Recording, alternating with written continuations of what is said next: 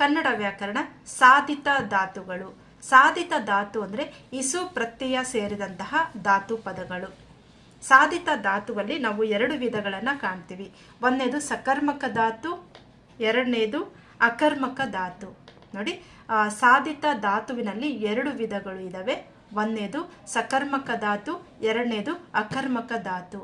ಸಕರ್ಮಕ ಧಾತು ಅಂದರೆ ಕರ್ಮ ಪದವನ್ನು ಒಳಗೊಂಡಂತಹ ವಾಕ್ಯ, ಕರ್ಮಪದದ ಅಪೇಕ್ಷೆಯನ್ನು ಪಡುವಂತಹ ವಾಕ್ಯವನ್ನು ನಾವು ಸಕರ್ಮಕ ಧಾತು ಅಂತ ಹೇಳ್ತೀವಿ. ಅಕರ್ಮಕ ಧಾತು ಅಂದರೆ ಕರ್ಮಪದದ ಅವಶ್ಯಕತೆ ಇಲ್ಲದೆ, ಕರ್ಮಪದವನ್ನು ಉಪಯೋಗಿಸದೆ ಮಾಡಿದಂತಹ ವಾಕ್ಯಗಳಿಗೆ ನಾವು ಅಕರ್ಮಕ ಧಾತು ವಾಕ್ಯ ಅಂತ ಕರಿತೀವಿ.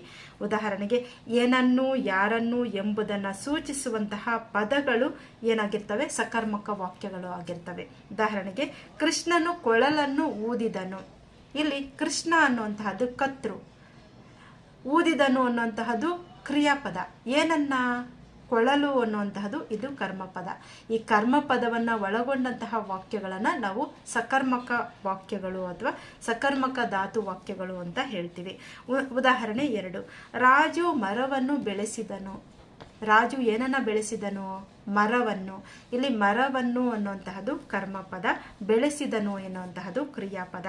ಗೀತಾ ಪುಸ್ತಕವನ್ನ ಓದಿದಳು. ಇಲ್ಲಿ ಗೀತಾ ಅನ್ನುವಂತಹದ್ದು ಕರ್ತೃಪದ, ಏನನ್ನ ಓದಿದಳು? ಪುಸ್ತಕ. ಪುಸ್ತಕ ಎನ್ನುವಂತಹದ್ದು ಕರ್ಮಪದ, ಓದಿದಳು ಎನ್ನುವಂತಹದ್ದು ಕ್ರಿಯಾಪದ. ಇಲ್ಲಿ ಇಂಪಾರ್ಟೆಂಟ್ ಆಗಿ ನಾವು ತಿಳ್ಕೊಬೇಕಾಗಿರೋದು ಏನು ಅಂದರೆ, ಇಸು ಪ್ರತ್ಯಯ ಸೇರಿದರೆ ಅದು ಸಕರ್ಮಕ ಧಾತು. ಇನ್ನು ಅಕರ್ಮಕ ಧಾತು ಅಂದರೆ ಕರ್ಮಪದ ಅಪೇಕ್ಷಿಸುವುದಿಲ್ಲ. ಇಲ್ಲಿ ನಮಗೆ ಕರ್ಮಪದ ಕಾಣಿಸೋದಿಲ್ಲ. ಉದಾಹರಣೆಗೆ ಸೂರ್ಯ ಹೊಳೆಯುತ್ತಾನೆ.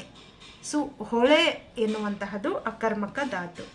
ನೀನು ಬಾ, ಬಾ ಎನ್ನುವಂತಹದ್ದು ಅಕರ್ಮಕ ಧಾತು. ಮಗು ಮಲಗಿತು.